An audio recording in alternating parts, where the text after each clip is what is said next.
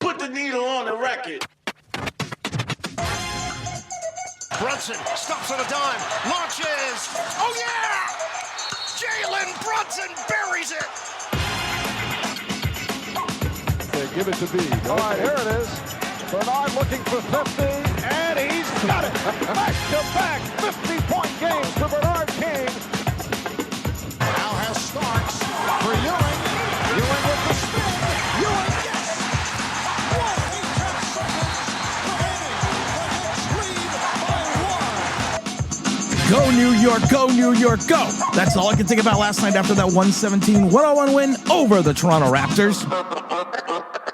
Oh, the Knicks, they move on to the semifinal game for the NBA Cup against that vaunted Orlando Magic team on Saturday. I mentioned this before, and I mentioned it over and over again, and I've been mentioning it ad nauseum. I've said it before, the team that is going to be the bugaboo for the Knicks, that's going to be not only in the way for their championship aspirations, now their NBA Cup aspirations, is going to be the Orlando Magic. I could see it. You could smell it. I knew it. And once again, the Knicks on Saturday playing the Orlando Magic in a single elimination game to see who moves on to the NBA Cup Finals. The NBA Cup is such a fucking joke. And listen, I want the Knicks to win the cup because, while it's a championship banner, it would be a good moment for this team this year because this is the window. To me, this is the championship window. This is the window we push forward. Next year, that window could still be cracked open, but right now with this team, without Giannis, without any trades, this is the window of opportunity. Miles McBride is still out and is going to be out for a little while. Looks like what they're calling a high ankle sprain. They really haven't released any information in regards to the MRI. But like I said, the Knicks drop the undermanned, the very fragile Toronto Raptors 117-101. Brunson, man, I have to pontificate a moment about Jalen Brunson. When the Knicks initially signed Brunson, all I could think about was that playoff series with him and Donovan Mitchell, where it was completely the Olay defense on both ends. Both guys were dropping 40 a game back to back. And that's all I could think about when they signed Brunson to that contract. That Brunson really had not reached superstar level, but he had potential written all over him. You could see it. But he was a star that played in Villanova, of course, and he wanted to come to New York. And we dropped, without thinking about it in some regards, in my mind, the Knicks dropped that big amount of money on this guy who hadn't had that all-star season yet, but he was, and I keep going off of former Knick playoff performers for other teams that the Knicks, I'm not looking at you, Isaiah Thomas, went and gave huge contracts to that fizzled out. But Brunson has come here, the consummate professional, the MVP, the franchise changer. And I just have to give him his 100% kudos. I love Jalen Brunson. During that first season here in New York, I got all Jalen Brunson jerseys. I got Jalen Brunson shirts. I got everything. Because it was an excitement, and he's bringing back the excitement. I talk about at times how he brought back the excitement to the Garden like Bernard King did during that season and a half where he was probably, if not one of the best or the best player in the NBA in reference to scoring. And he was the singular engine that drove the Knicks until that devastating knee injury, and we never really got to see what the full potential could have been with Patrick Ewing. But Brunson is just being Brunson. MVP, 13 for 19 last night, dissected that defense. You could see and like I said, you may dislike Karl Anthony Towns, but the Knicks are a better team when Karl Anthony Towns is in the middle. He is. Now, he was getting off smooth jumpers. He was a smooth criminal last night, Brunson, but there is a difference when he has, and they play with a continuity, him and Cat, that, like I've said this before, and outside of OKC, the Knicks starting five, when healthy, are probably the best starting five in the league outside of OKC. And again, it showed it last night. Now, it got like all Knick games, it got ugly early. It was a slop fest in that first quarter. 7 turnovers led to 12 Raptor points. The Toronto took that opening quarter lead. What was it, 39-35? And that was despite Brunson dropping 20 of the 39 in the first 9 minutes. But then, as always with this Knick team, and they have to figure this out. They flip the switch. They turn up that defensive intensity that was there with Tom Thibodeau. Dominated the second quarter. Dominated to take a 17-point lead going into the break.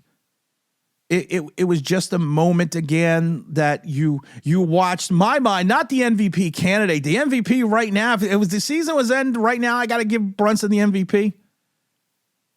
Now, of course, you can say that Toronto was missing R.J. Barrett with the knee injury, Amount quickly, who was out. It was a late scratch with an illness, but we didn't have McBride. And like I said, sources are saying now it's going to be it's a high ankle sprain. And it's one of those things that, like I said, I want to go to Vegas. I want to fight for the cup. But if we would have lost, we would have gone home for about a week with just one game in between, which would have been perfect. But you know what? The Knicks earned prize money for qualifying the semis. They collected about $100,000 per player, which is nice for the guys at the bench. And it's one of those things. It's more. I think it's just more bragging rights, and I think that's the way we have to look at this. But like I said, last night was just it was one of those moments.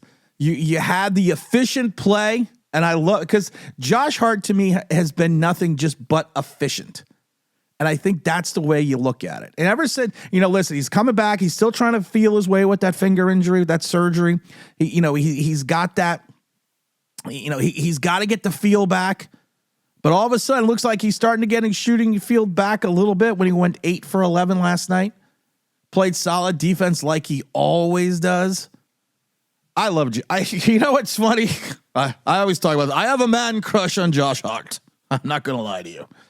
Because the guy just plays. That's all he does. What does he do? I'll play 36 minutes, go 8 for 11, 4 for 7 for 3. Grab 6 rebounds, give out 4 assists, and have 2 steals, and a partridge in a pear tree. The same thing with Bridges. All Bridges does. I'm going to put up my 16, give you 5 rebounds, 6 assists. I'm going to have 2 steals and a block. And I'm just going to combine that play with Brunson. OG Anunoby. Listen, OG Anunoby and Cat may be the sacrificial lambs on a Giannis deal. Unless they're going to wait till February, and then like I said, then you can move on from that Malik Bridges contract. But it's, OG is, like I said, the Knicks are a different team with the defense intensity when needed is there when OG Anunoby is on the floor. While he did not have a great shooting night at 4 for 11 for 13 points, he did grab 6 boards, have an assist and 2 steals and 2 blocks as well. The bench was not needed as much as, normally is. You got substantial minutes from Jordan Clarkson and Mitchell Robinson. Except Mitchell Robinson put up basically only 2 points in 16 minutes. Did grab 5 rebounds with 4 assists. Jordan Clarkson had Jordan Clarkson is still looking for his rhythm. He did play 26 minutes, have 12 points, have 3 rebounds, but he's still got to find that offensive rhythm. He's got to do the happy dance. He's got to feel the flow. But you have a bunch. Like I said, we went into this game, and like I said, the Raptors to me are a paper. Watch this, are a paper Raptor, not a paper line. They are 15-11. They are 8-6 at home, but the Knicks did take this one in Toronto. I hate that fucking Toronto home court. I hate that fucking red. It's like Boise State in college football. I can't stand watching the game with that fucking blue. But I digress. Team effort in regards to the starting 5. I'll say. We're going to have to figure out this bench with Miles out. I wonder if we can make a call over to Malcolm Brogdon. Listen, I'll be like, Malcolm, listen, bro. Till Landry Shamet comes back, do you want to play a little bit? I mean, it's okay. I think people would think I'm nuts. And I probably am a little crazy. I'm not crazy. You're crazy. But Ben Simmons, former Sixer, former Net, current nut job, to me makes so much sense for this Knicks team. Yeah, I need a scorer off the bench, but I also need a defensive presence, and I need a facilitator. Tyler's not going to give you much offensively. I'm not enthused with his game in regards to defensively either. But Ben Simmons, Ben Simmons has already come out and said that he would play for free in the NBA if the Sixers took him back. But Ben Simmons would just make so much sense for this team. Yeah, he's a fucking nutcase. You can keep him at the end of the bench. You give him a veteran contract, veteran minimum contract, and if he flames out, you just fucking get rid of him. But he's that big body. He could play the wing. He could bring up the ball. He is still a smooth passer. This kid, for all the angst that he has in reference to scoring, does do so many other things well. And it would just make a lot of sense. And I think he's only 29 years old. Again, reclamation project. But he is a guy that, like I said, if you take the scoring away from him, take away that pressure. I mean, he's dropped in scoring from 18, where he had 15, then he had 16 points, 14 points, and then he fell off the fucking planet after that back injury with 6, 2. I don't need him to score. I need him to do the things that he does. His total rebounds, even when he wasn't playing well, 7.9, 6.3, 7.8. His steals are still over 2. His assists, even on the poor seasons, even Brooklyn was almost at 7. That's all I need. I need you to play. I need you for 15 fucking minutes. Screw your crazy ass head on. I need you for 15 fucking minutes a night, maybe 12. Play some D, be the facilitator, grab some rebounds, and be that stopper. If you put up 3 points a game, I don't fucking care, because hopefully Miles McBride will come back. It just makes sense. Oh, we're going to start doing... I wasn't hoping, but I was looking for the Knicks to have almost a week off, because I'm trying to get everything set up to do on-camera shit. And we're really gonna start pushing this out. We're gonna start pushing this channel out. My Giant channel, of course, is New York Giants Straight Talk. I'm still doing that through the end of the season, but I'm retiring from that in February to focus solely on doing Knicks stuff.